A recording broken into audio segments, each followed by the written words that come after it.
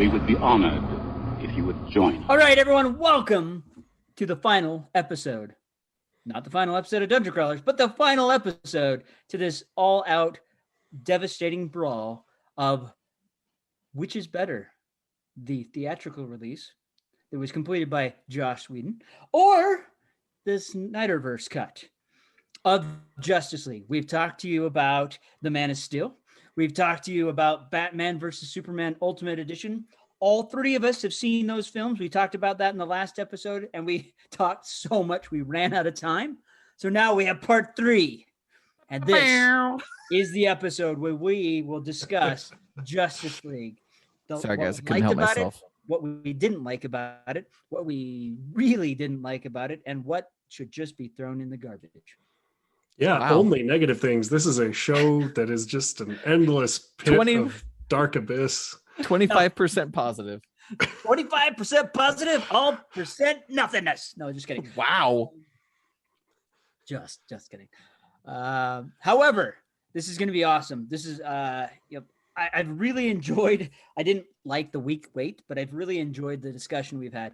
You know, we talked early on about the films without Alton seeing any of the films and Krebs only seeing a few of them, me seeing all of them. Then we came back after everyone watched everything, and then we've talked about the movies leading up to it, what we felt could have been improved on and what things like that. Funny enough, there are a few people that are now wanting to have the Suicide Squad get a Zack Snyder cut version of it. So it'll be interesting to see what happens. It can only go up from where it's at. It really can. It can only go up. I don't know if I can stand to do another Saturday marathon of DC films, guys. Luckily, there'd only be 2 films. The original Suicide Squad and the new one. So you wouldn't have to have anything leading up to that. But what about the other new Suicide Squad that's coming out? That's by James Gunn, so I think we're safe there. Okay. And it has John Cena and Idris Elba. And Nathan Fillion. A whole bunch of other amazing. So it's already 687% better. And I think that's empirical. The only minus I would give to that whole film is Margot Robbie as Harley. See, now you and I differ on that one. I think she's a fantastic Harley.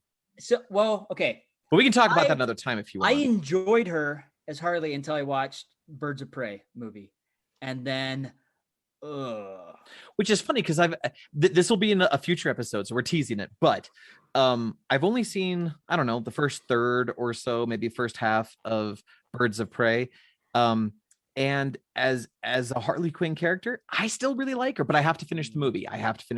Yeah, that movie really turned me off. I was on the fence before, but all right, let's get on track. Let's talk about Justice League. And we will start with the theatrical release because that's the one that came out first. Yes. That makes sense to talk about that one. Now, I think it's important that we also cover how the movie was made just briefly because there's an important factor there. Yeah. And keep in mind, there will be spoilers throughout this episode. If you have somehow made it to part 3 and do not realize that we are going to be spoiling aspects of this film, this is your last chance to go back and watch parts 1 and 2 and the films if you care about them. Also, that means you're probably new to the show. So welcome. Welcome. Yes. And also that also means, hey, this is your final chance. Get off the train because it's going. So we're moving forward. So what happened with the Justice League film? In the middle of production, something tragic happened with Zack Snyder's daughter. Absolutely horrible. Which had him have to step down because they were, the powers that be did not want to move, delay the film. And so he chose to step down from the film, and they hired Joss Whedon to come in and do it because he did a fantastic job with the Avengers, and they figured that he could wrap this up in a nice little bow and move forward. Needless to say, what Joss has done with the Avengers works for Marvel. It works for the Avengers because those films have been stylized and done in that format. For DC, I don't think it worked really well. I don't know if he was the right choice or if it was just a lot of tampering with the studio, because it's like, hey, we have a different director now. Let's see what we can do. And then Alton has some items. Yeah. Okay, so here's the thing. Having inundated myself into these films, flash freeze style, I just want to put some disclaimers out there for everybody who may not have seen both versions of these films, and why you may want to consider watching both cuts, even before I get into the problems with both of them. First and foremost, and this leads into a point that Dan was just barely making, editing, directing, producing a movie is not the same thing as assembling Lego. Okay. Sure. You don't just have this piece and this piece and this piece and you put them together and magically it just works on the other side. There are huge decisions that are being made all along the way in terms of lighting and sound design, even what types of equipment you're using. Everything leads to the ultimate feeling of a film being good or bad. And most importantly, there was a critical thing, and I'm going to go into the Disneyverse for just a second here, sorry. When Walt Disney was putting together the animatronics for the Enchanted Tiki Room, he was talking to his Imagineers who are putting together these little teeny tiny birds, and he was saying it's not good enough. He says, I want them to breathe. I want them to breathe in time with the music, with the lyrics. Where it makes sense, they need to be breathing in. Where it makes sense, they need to be breathing out. And his engineers looked at him and said, that's ridiculous. We're going to have hundreds of these things up in the air. People already don't know what they're going to be looking at. It's too much. It's too perfect. People simply won't notice it. And Disney said, people feel perfection, which I interpret to mean people feel intentionality. When you do something purposefully from the beginning to the end, and you have that end in mind, even if a casual person cannot tell you why something works or why something doesn't work, they will know in their heart, they will feel that intention coming through. And so part of my problem with the theatrical release lies upon the tonal dissonance between what Joss Whedon did, whether that's because it's his specific style or because the studios directed him to do so, or both. Part of it is kind of a problem that he fell into, because if you have 75% of a film done with somebody else's vision and then you're coming in and expected to cobble it together, it's just not going to work. There's my premise. But if you watch both films, I do think that it's an excellent illustration of why you should really find a good team and just let them go. Because even if it doesn't turn out exactly the way that you want it, at the very least, it will be cohesive. Okay, Dan, I hand it back. No, you're fine. I love how you brought the Tiki Room in there, because let's face it, millions of people go see the Tiki Room. And you're just sitting in there watching a bunch of birds sing. But it feels real. I mean, it really does. It feels like you've enmeshed yourself into the world of Disney for a few moments to hear these songs, these birds sing. And it really, you do feel that in this movie, where there is a little bit of a clash.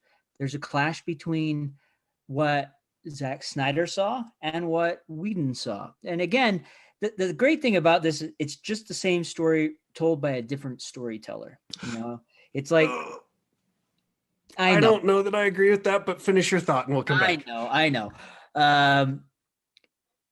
There's probably some tampering in there. I get it. But there's a lot of things with the theatrical release that really rubbed me raw. One of those being The Flash. I mean, here was a great opportunity to introduce a fantastic character, and they make him a putz. They really do. And they miss out on this really critical part that we saw in Batman versus Superman, where there's this weird dream sequence that Bruce has, and he sees Ezra, the Flash, Ezra that plays him, show up and say, Lois is the key, blah, blah, blah. But that doesn't show back up. We don't see that in the Justice League movie. It's like, oh, we're just going to forget about that. And then he's just like, I've never fought anybody before. I don't know what to do. But we've seen him go up against a robber in a grocery store. So why would he not save people. That was really. I'm afraid of bugs, but only for this scene because it's convenient to crack a joke. Yeah, and then we have Cyborg, which really didn't seem like he was really in the movie, and there was, and again, you know, the original Justice League, Cyborg wasn't a main member. I get that. You know, we had Green Lantern, we had Martian Manhunter, we had the Flash, we had Aquaman, Wonder Woman, Batman, Superman. You know, the New 52 is who brought Cyborg in as part of that main Justice League Corps, which I'm okay with. But he was just this weird loner dude, and it just made no sense. And those two characters out of the entire ensemble just seemed like they were thrown in for comic relief, but it was done poorly. Krebs. I feel like they used Cyborg and Flash as foils of each other. And by they, I mean primarily Joss Whedon. I agree with what you guys have said so far. Zack Snyder has a very specific voice in his storytelling, and we see it played out in multiple films, right? And Joss Whedon, very much the same thing. Joss Whedon can be dark when he needs to be dark, but he's also always a bit tongue-in-cheek. He has a great sense of meta humor. He has his own style, and it works great for the vehicles he chooses. In this case, the vehicle chose him, as it were. I hypothesize that even though there are still differences tonally between these two directors, I think if they had been able to get Christopher Nolan instead, I think the story voices would have been closer, still divergent, but closer. And Christopher Nolan, I think he's proven over the years that he doesn't tell a story unless he can tell a story well. And he can do no wrong. He's amazing. But that aside, you know, I think I can see the justification for many of the decisions in the film. I also agree. I also want to point out, I should say, that the Zack Snyder version has an unfair advantage already. In fact, it has two unfair advantages.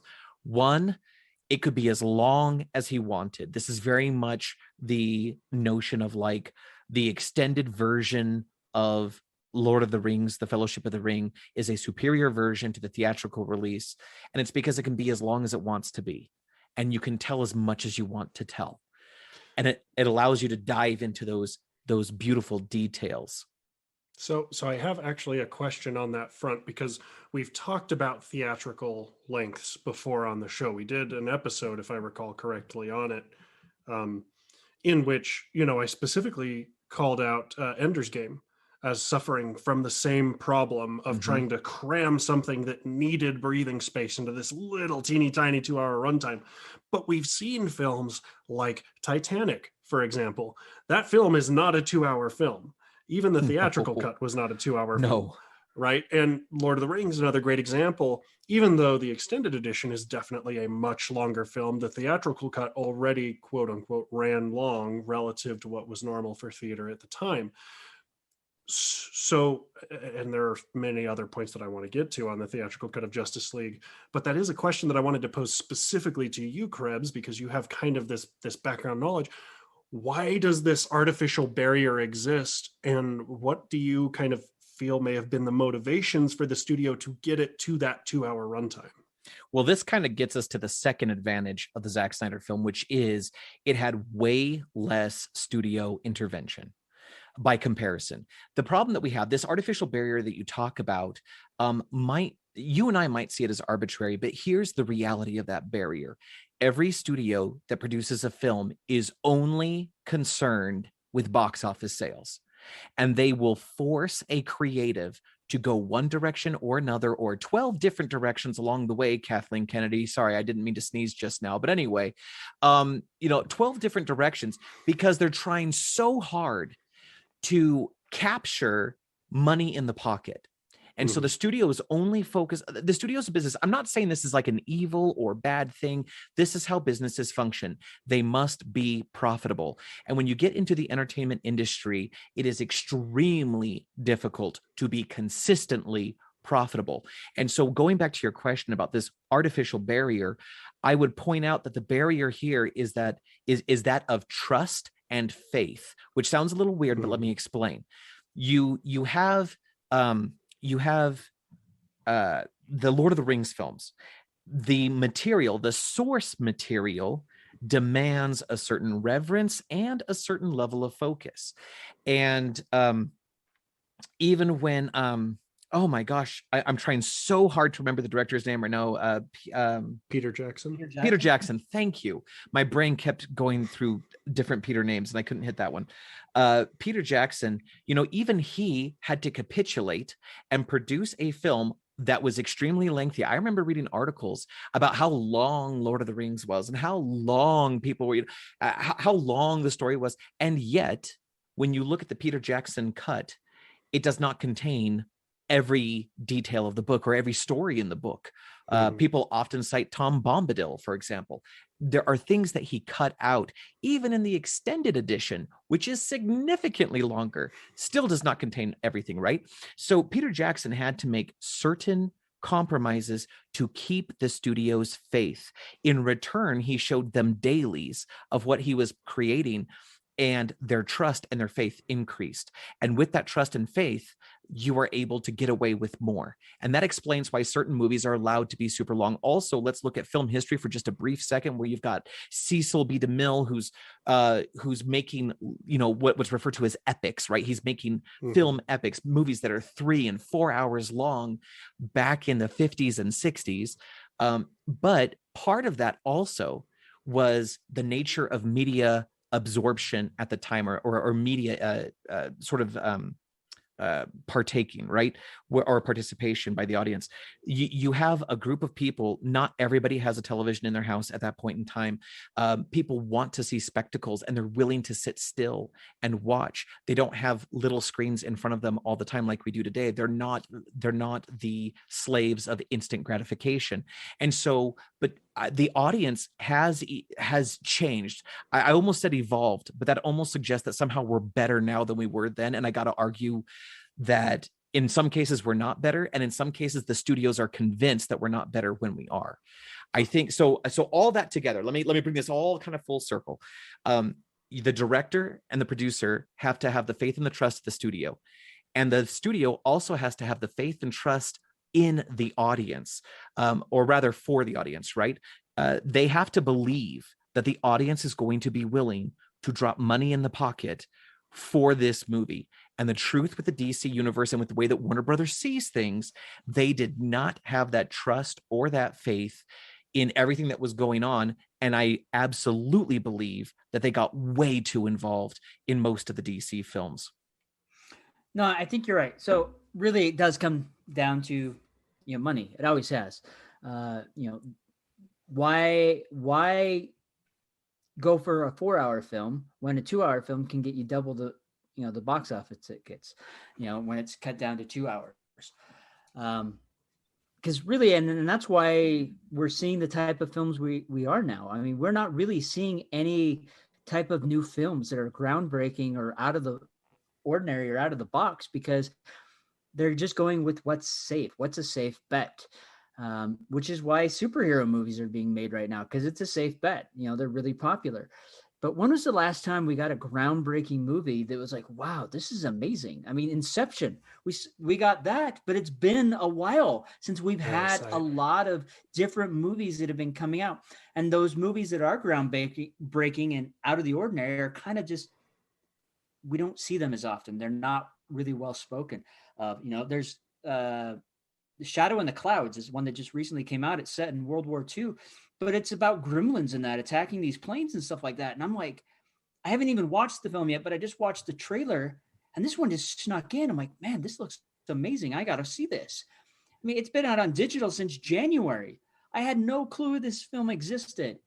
But going back to my point, it's really, they brought someone in and they're like, okay, we need to make this work.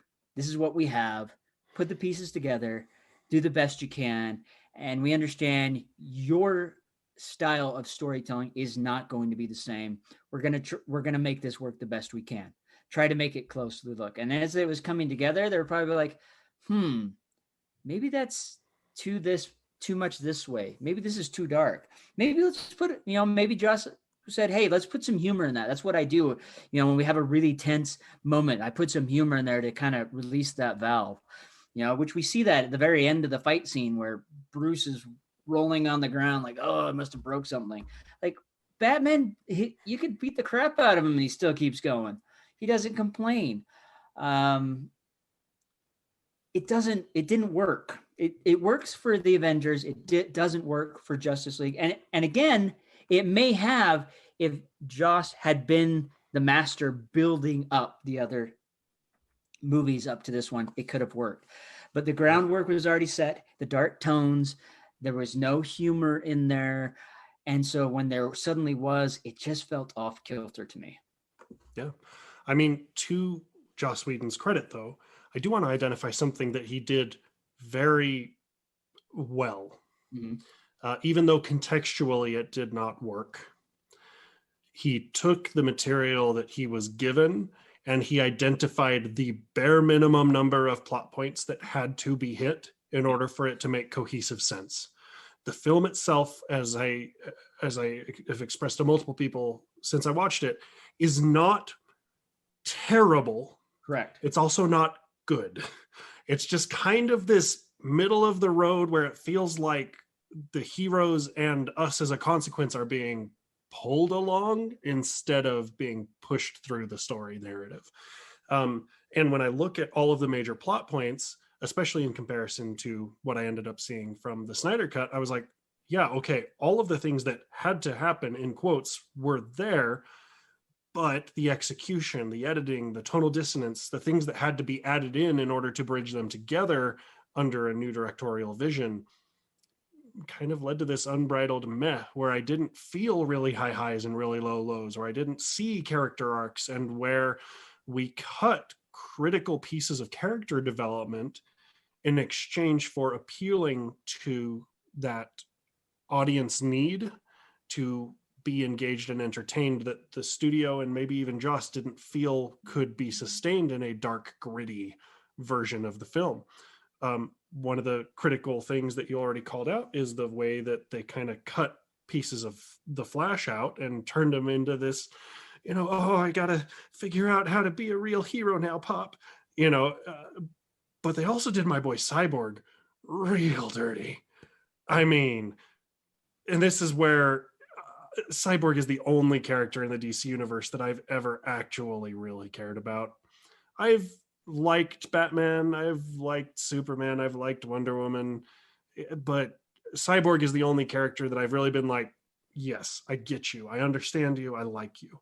And in the Joss Whedon cut, he just doesn't exist as a character. He exists as a set piece. He exists as a MacGuffin and as a plot device, but not really as a character. He's furniture. He's set dressing that gets you to the next point and provides just a little bit of backup at the right time because, man, now we need a crescent wrench to get in there and finish this job. And that caused me a lot of problems. On the second half, though, you see Joss added in this B plot of this Russian family sitting at the edge of what is definitely not Chernobyl, we promise, guys. And you can see, even though I don't think that it makes sense contextually and tonally to the film, you can also see that Whedon, as an intelligent director, recognized that there needed to be some glue. There needed to be a human element, and we didn't have time to be able to spend on all 5 characters of the main crew in depth. And so we needed something that was just faceless enough and just human enough that we as an audience could connect. And so I don't, to the point that I think we've all been trying to make, I don't think that Joss Whedon is a garbage director in terms of execution, but the task that he had to overcome did not make sense for what his skill set was and what the audience was expecting out of it. No, he definitely was handed a difficult situation. Yes, that in all fairness and in all compassion, that whole scenario, especially for Zack Snyder, but also for Joss Whedon, was just a terrible scenario. That was that was a miracle / no-win situation, right? Like you either needed to have a miracle, it needed to go absolutely flawlessly, or you were going to have these troubles, and I'm glad that you brought this up, Alton, because I remember sitting and watching the theatrical version for the first time recently in preparation for this episode. And I had a couple of thoughts that surprised me. Thought number one, Mustache Gate was not as bad or as pervasive as I thought it would be. It was bad when I saw it, but I was actually surprised at the number of times it either wasn't noticeable or it was a respectable replacement job. There were just a couple of places where it really stood out as horrifying. And I would say that was the introductory scene where Superman is being caught on someone's mobile phone. A mustache replacement did not work well there. And there was also a close-up where he was talking to Lois in the cornfield after his resurrection, and he got a Joker smile, and it was a little terrifying. But other than those two moments, there weren't any other, and I watched it on a larger screen. It wasn't just on my phone. I watched it on a full screen television, right? So I was actually surprised at how many times it actually worked, or rather I couldn't tell the natural scenes from the reshot scenes.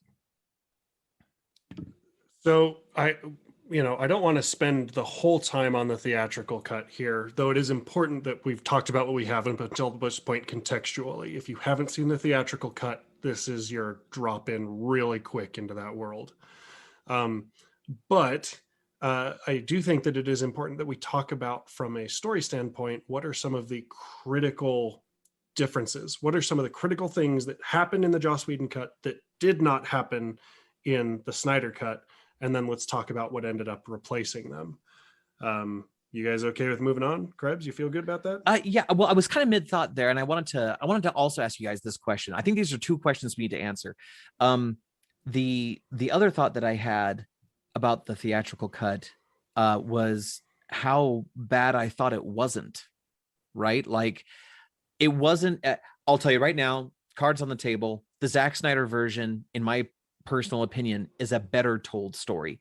It's a better story. It has much more complete character development and value in the journey. But I was pleasantly surprised at how much I still liked the theatrical version, warts and all. Yeah.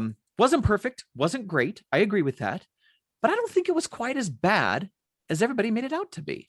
It's not a horrible movie. It's not. I was surprised. Maybe it's because I went in with a negative expectation. Maybe it's because I went in with like, oh my crap, I'm going to hate this. And then when I didn't hate it, I loved that I didn't hate it. I don't know. No, but go ahead.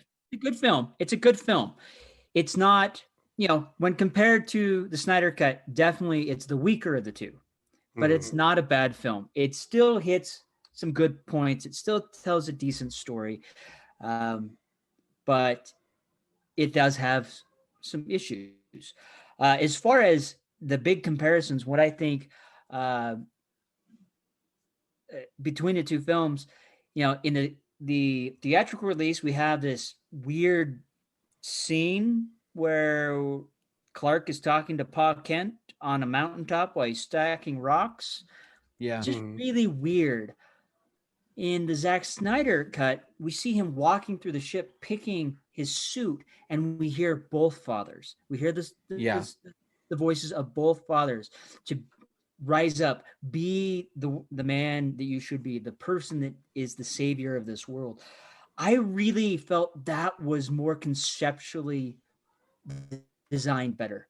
Here was the two fathers this person had, and they're both telling him the same message in a different voice in a different way, which I thought was fabulous. The other thing that I really appreciated was actually we didn't see Superman till almost the middle of the Snyderverse movie. It wasn't this big push to get Superman back. It was this building up of the team and who we are, and Cyborg being the one to find them first, not them finding Cyborg.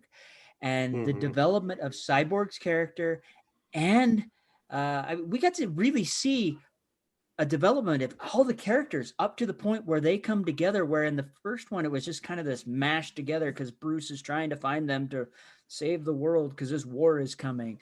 There wasn't a lot of character development. Those are the real two big things I think are the greatest things in my mind. The Atlanteans, I maybe could have dealt without that, but that's okay. It still added to the story is the weird English accent stuff that threw me off with them. But it was one nice. quick point on that. Willem Dafoe makes perfect sense as an Atlantean. Yes, he does.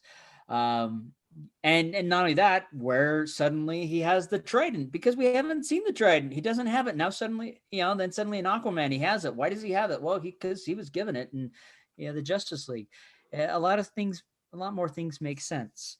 I really enjoyed the film. I loved the buildup of the villain Steppenwolf.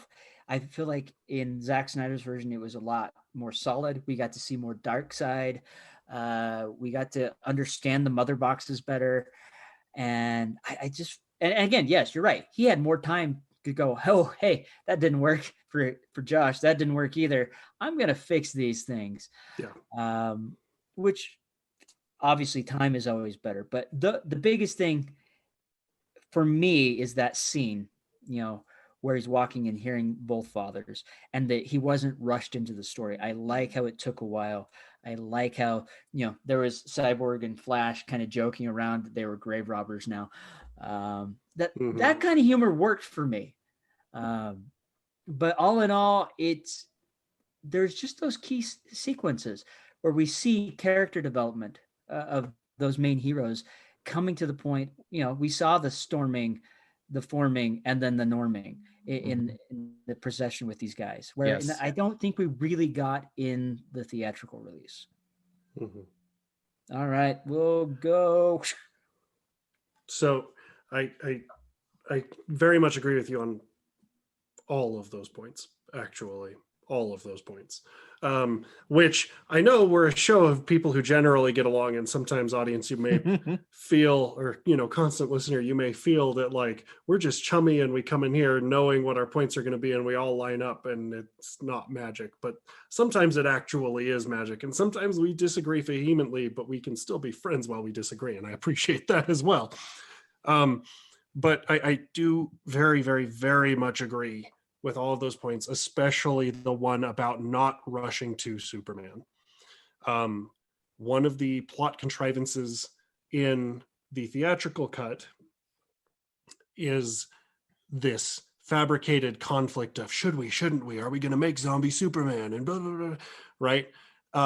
Whereas, and it's also set up on a really bad false pretense for us as the audience, because we see Superman at the start of the film, which means that we're already coming in with the expectation that he's going to be pooped out partway through, right?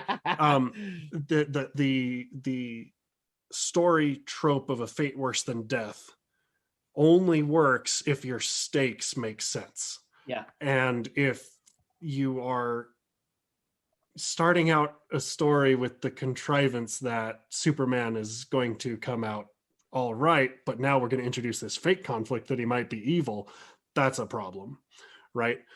Whereas in the Zack Snyder cut, I very, very, very much appreciated that it was one of those things of like, we don't have time. This is just what we've got to do. We don't have time. This is just what we've got to do. Let's just go. Is there even a chance? Yes, there's a chance. Okay, it's what we've got to do. And then there's this little tiny subtle breadcrumb. And it's not like slapping us in the face with a fish. It's just Alfred going, be careful about this. When we're dealing with technologies we don't understand and someone's already been dead, maybe on the other side of that, there might be some unexpected consequences here. But it is still very, very natural. And all of these heroes who are gung-ho power figures in their various areas of expertise are just like, no, we just got to do it. We just got to do it. And then we start to get closer. And again, there's just like these little teeny tiny breadcrumbs seeded in of like, it's a little weird that we're bringing this guy back from the dead using technology that we don't understand, that already produced a supervillain that we had to fight. Maybe that killed Superman. But you know what? No. Like, we just got to do it. We just got to do it. Okay, we get in, and then it's like, wait, hold on, wait. But at that point, it's too late, right? And then we see Superman come out, and yeah, he's just woken up from the dead.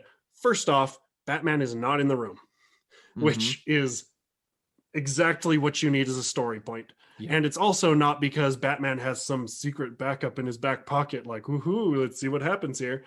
It's naturally happening what's in the story. The troop's been separated as a necessary plot development so that when Superman comes back, doesn't recognize the majority of these people, is very, disconcerted and off-put, and some degree of his system is still forming because he's just been made out of alien goo. It makes sense. And then Batman shows up and he's already a little off center and some little part of his brain snaps. Yes, this makes perfect sense. This is exactly where we need to be. I thought that was so much better. But the biggest change is Cyborg. Yes. Cyborg Huge. actually being relevant to the story, actually experiencing a real character arc, growth moments, ascending to the ranks of the Justice League instead of just being shoehorned in as the guy who happened to stumble across the box. Lots of setup and payoff around where he is moving plots, or where he's moving plot devices and where he's interacting with the world at large. We see this real conflict of his father trying to bring him back and then realizing that he can. One of the other pieces of that was really important is in the theatrical cut, it was not clear that his father is working in a lab at the alien spaceship. Okay, which is a weird thing to not make abundantly clear. And it's a critical piece of the infrastructure in the Snyder Cut. That's like, yeah, this is how we've got to get there. This is how we have the understanding of what it's capable of doing. This is why the mother box makes sense. This is why we know that it can work. And so it just creates this whole thing. But then we also get to see Cyborg be what I believe is actually a character foil of Superman, which is raised in a home where his mother was the only person who supported him. His father not being there is the central thing in his mind that actively caused his mother to die and him to experience an actual fate worse than death executed well, right? This concept of the loss of humanity, and not believing that he can re-achieve it. It isn't just him randomly blundering into his abilities, but actually trying to explore them and expand them and see what he's capable of doing, and making the conscious choice to be different, not because he has a father figure whispering in his ear, but because he as a person believes that there are higher things to attain to. Cyborg is specifically told and we're shown through the film that the world's electronic systems are wide open to him. If he wanted to destroy society, he could. That elevates him to the same level as Superman for the purposes of plot. Even though we're not saying Cyborg versus Superman in a fight, Cyborg's going to win, what we are saying is that in terms of their impact on the universe and on the story, they're elevated to the same level. And so they make natural sense as teammates, but also as character foils. And then we see the way that his father chooses to go through his own arc of redemption and ultimately drives Cyborg to get it across the finish line. And I think that is gorgeous. I absolutely love well-written characters that have real feelings and real things driving them. Thoughts, Krebs? I wholeheartedly agree. In fact, to be honest with you, if I had gotten the baton before you, I was going to leave the Cyborg discussion for you because you're the right person to talk about that.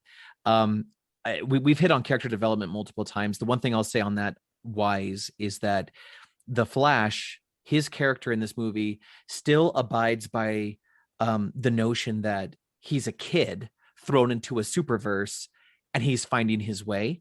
But like Daniel pointed out earlier, he's not a bumbling child who's irrationally afraid of everything. In fact, his character is more consistent in the Zack Snyder version because the Flash is this character of wild abandon. It's the nature of him being able to travel at the speed of light and break timelines. He's the only person who can challenge the consequence. And so having him push himself beyond limits, or to imagine that he has a certain limit and that he can move past that limit, is perfect and consistent in his character. Other things that I really enjoyed about the Zack Snyder version included that when they fought Superman the first time, he did not say a word until he was in the cornfield with Lois, which gives gravitas to her comment, "You spoke. Did I not before?" That was so important. Plus, I think it also showed how he was kind of coming out of the malaise of his resurrection, right? I did not, well, we'll get to that in a second.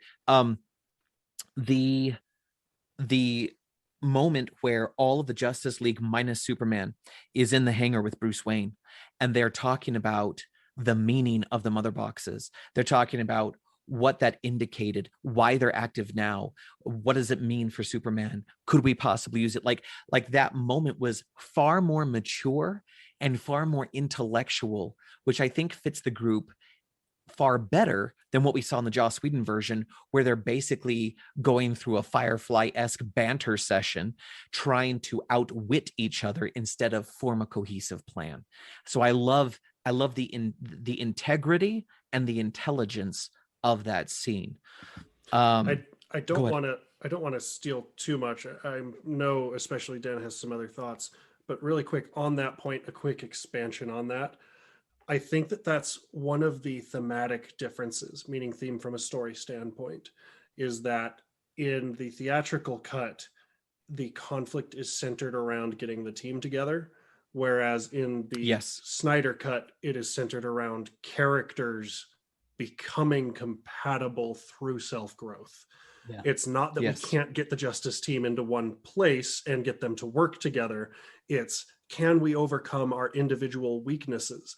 There was a critical line, and now it's left my brain, early on in the Snyder cut that sets up that theme perfectly, in which it's saying that, a chain is only as strong as its weakest link. That's not the line that was used, but it's the conceptual idea that it's like, yeah, you can get all these people in one place and they may be able to technically work together, but if they can't overcome those weaknesses to rise to their potential, it'll be their undoing.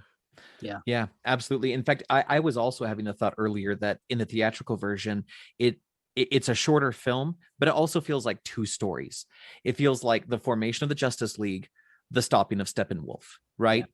But notice that the Snyder cut has exactly the same general plot points, but they're reorganized so that they form a cohesive tapestry, as opposed to, here are two almost disparate stories and we're kind of mashing them together to form this really disgusting grilled cheese sandwich, right?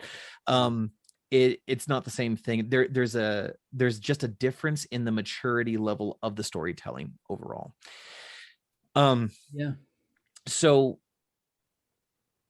okay. So the one thing that I do want to say, to kind of segue into the next little bit so we can wrap this up, is, the Snyder cut, as great as it is still not a perfect film either. Correct. It has greatness in it. It has excellent elements. I loved seeing Superman as a villain in the Nightmarescape, right?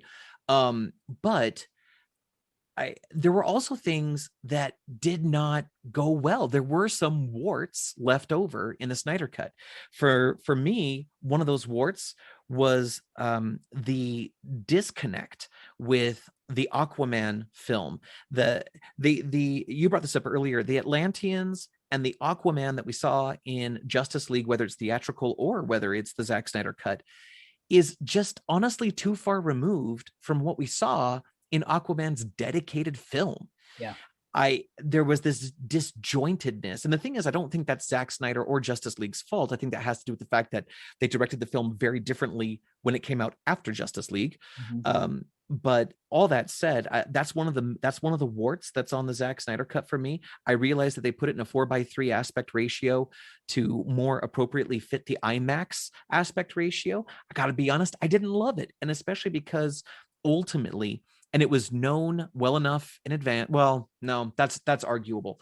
It did come to home and to theaters at the same time. And it was originally intended for theaters at some point, right? But that said, I think going back to the 4:3 aspect ratio, for those of you who don't know, that was what our televisions were from the 1950s all the way through the late 90s and early thousands. It's only in the last 20 years that we've had television in a rectangular shape. And going back to the 4:3 aspect ratio made me feel like I was losing opportunity for like visual spectacle. So I wasn't a big fan of that. What about you guys? What do you find to be warts in the Zack Snyder cut? Warts in the cut. Definitely.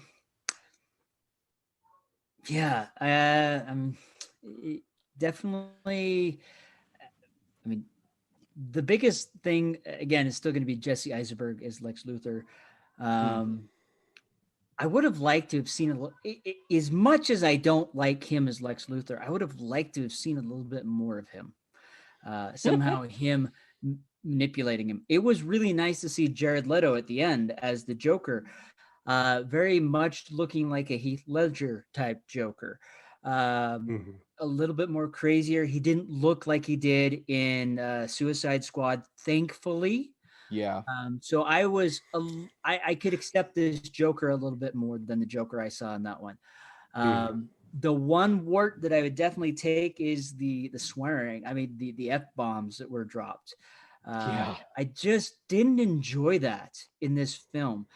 It seemed wrong to me. And maybe he was going for that grittiness. I don't know, but it just didn't fit the characters, in my opinion. So that one really bugged me, but I kind of let it go. The other thing that I really wished is I could have seen maybe a fight with Darkseid. You know, we saw enough of him, but we didn't get it. The only fight we got to see with Darkseid is in the past. I would have really liked to see a Lantern show up. We didn't see a Green Lantern. We saw one in the past, so that we know they exist. I mean, Green Lantern's one of my favorite characters. Why didn't we see a Hal Jordan or someone show up? We saw Martian Manhunter. That was awesome. I appreciated that, but we didn't see a Green Lantern. And that would have been a great segue to kind of introduce them. Those are kind of my warts. I mean, to be fair, we couldn't get Ryan Reynolds back in the suit if we tried. No, I don't want Ryan Reynolds back. Unless he had a Deadpool mask. I want to see an actual Hal Jordan. I think the casting of Ryan Reynolds as Hal Jordan was a mistake. There were a lot of things about that film. Let alone that entire film was done improperly. I don't think they should have introduced Parallax as a villain. They should have gone with maybe Sinestro or some other villain to start it up. Parallax was just the wrong way to go. Let alone the weird hokey glow-in-the-dark spacesuits. Yeah. And the lanterns were just constructed wrong. Yeah. Another episode, another time. Yeah. And Boba Fett is Abin Sur. Really? No, just, yeah. But anyways, I did enjoy it. I don't think I saw as many warts as probably you two did, because I enjoyed it more because it was expanding and telling the story I had hoped to have seen in Justice League. Yeah. But yes, the Atlanteans, that the armor they were wearing didn't match with what they were wearing in the Aquaman film. They were all had a British accent, but they don't in the Aquaman film. Mara's hair was not as bright neon red as it is in Aquaman. It was more of a dull red color. Well, everything in the movie was muted and dulled down because he went for a darker contrast to your view. But even so, even in the theatrical cut, Mara's hair was not like freaking crimson. Yeah. And she wasn't as so those are some of the warts that are yeah. I think I agree with most of those. Now I have significantly less investment in the DC universe. Yes, you do. Right. So I'm definitely not authorized to speak on a lot of them. But I did feel like both the Atlanteans, most of the Atlantean scenes, as well as many of the Amazonian scenes, contextually not important, could have been reworked in other ways. I did appreciate the way that the Amazonian scenes were reworked, particularly in relationship with Steppenwolf. it felt significantly more impactful.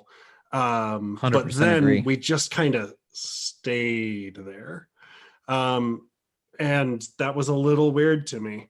And funnily enough, one of the things that I think could have fixed this whole thing is something that we talked about a month ago, just before the Zack Snyder Cut came out, in which we talked about the WandaVision treatment. And you can actually see in the way that the film is edited that Snyder was kind of going for that. If you aren't interested in sitting down and watching a 4-hour film all in one go, it's conveniently divided into 6 parts for you of approximately 40 minutes each. And so it's just one of those things where I'm like, there could have been more ways to put meat on the bone with a slightly different treatment. There could have been ways to give it more depth, again, with a slightly different treatment or with more coordination and collaboration with other films, which again, I haven't seen those other films, Aquaman in particular, so I don't know about that piece.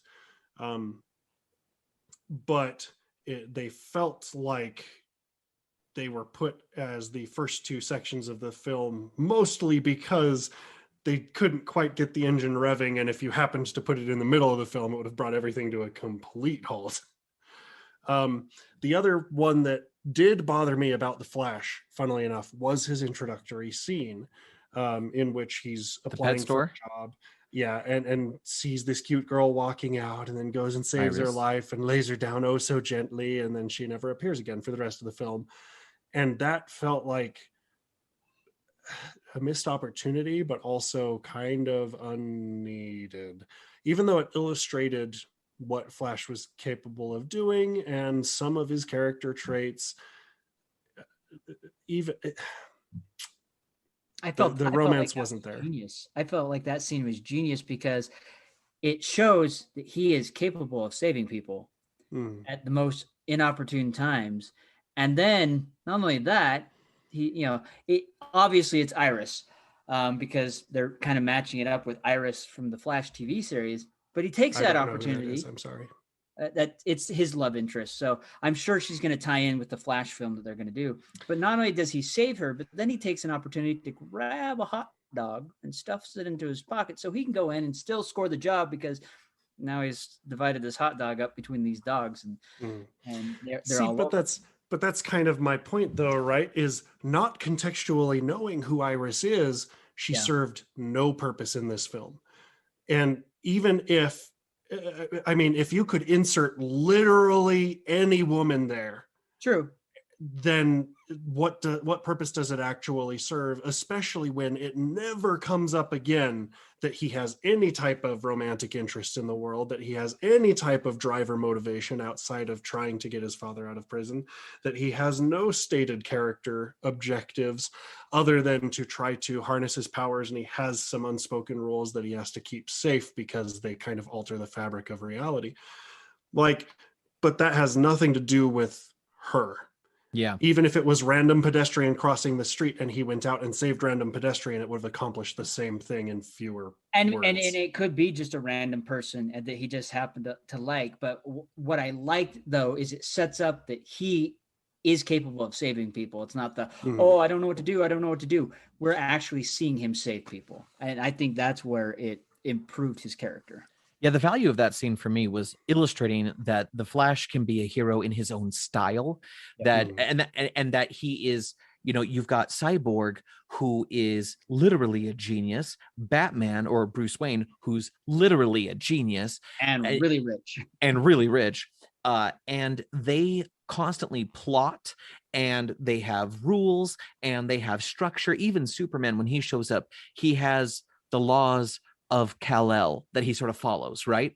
But the Flash is always off the cuff. He went there for a dog walking job that he was ill prepared for, and in the moment he was able to seize the opportunity to save a life. You're right, it could have been anybody, but we also know that was a little bit of fan service, making it Iris. Yep. He saved a life, turned that tragedy into his advantage, moved back into where he could get the job. He saved the girl and he got the job.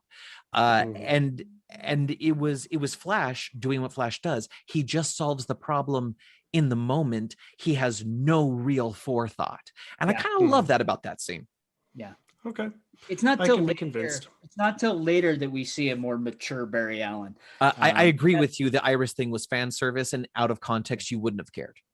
Yeah. There is one final wart that I do want to point out before we wrap up. Please. And funnily enough, this is a wart that this film pointed out for a completely different franchise. Ooh. Or I should say, brought back up for a completely different franchise. And I'm kind of dropping this in as a tease and a spoiler to a panel that we are trying to do at FanX later this year. But this movie actually illustrated a tool that Star Wars failed at miserably and could very easily use in similar ways, in which, even though Snyder definitely does not think that the theatrical cut that released was great, and he told an alternate timeline story of what happened in that universe, he did so in such a way that was not destructive to the theatrical cut. If you love the theatrical cut, this film actually allows that cut to exist as a real timeline that happened. Yep. And thereby does service to the people who did enjoy it, as well as a professional courtesy to the studio who produced the film and the director who did it a completely different way, even if Snyder himself completely disagrees with it and opened up some other avenues towards better pastures. And I'm very hopeful for what some of this could mean for the future of some of our other favorite franchises in a galaxy far, far away. I'm glad you brought that up, because I didn't even think about that, and that is a value in the Snyder Cut that I think is beautiful. And thanks for pointing that out. I hadn't even considered that, but you make a valid point. But come see us in September for more. Yeah, I like that. I like that it's a alternate timeline. So it's not the same story told by a different storyteller. It's just there was a choice made and it schismed to a different. So it's a multiverse. The Whedon and the Snyderverse films both exist on a different alternate Earth, whether it's Earth 29 or Earth 77. They both exist without, thumbing a nose at the other one. I do appreciate that and do like that. And so before we go, I do have a critical question for our fans out there to answer on the Discord. The critical question that we'd like to hear from you is, what are the lessons that you learned from the two cuts of the Justice League? What are things that you've identified that could be a better tool for filmmakers and storytellers in the future, or things that you have discovered about the filmmaking and story delivery process because of having been able to see two different versions of what is ostensibly the same story? Check us out in the Discord. Let us know how it's going. All right, folks. We have talked your ear off. We have told you about, 4 different films now. Technically 5, but we're ignoring the theatrical release of Batman versus Superman. So there is the Man of Steel. There's Batman versus Superman Ultimate Edition. There is the theatrical release of Justice League, and now the Zack Snyderverse release of the Justice League. Check those out, especially if you're a DC fan. We understand no film is perfect. Every film is going to have warts and bumps and bruises and things you may not like, but the point is to enjoy them as they are. Whether it's good or bad, it's still a film, and it is a story that has been designed to watch. It's entertainment. It will be exciting to see how this does affect the landscape of things. It's going to be interesting. We do, from time to time, get director's cuts and things like that come out, and they do kind of alternate things. But I really think this one's going to impact quite a bit, because this really put a left hook in how the DC universe was flowing. And I would imagine that maybe we could see a Snyderverse alternate reality of different things. So with that said, folks, we are out of here, and we'll catch you next time. Dungeon Crawlers, regardless of which version of the film you like more, or whether or not Man of Steel is still your favorite, it is. Tell your story, whatever may come. And I will continue to remind you every week to be epic and don't suck. Remember, the Force will be with you always.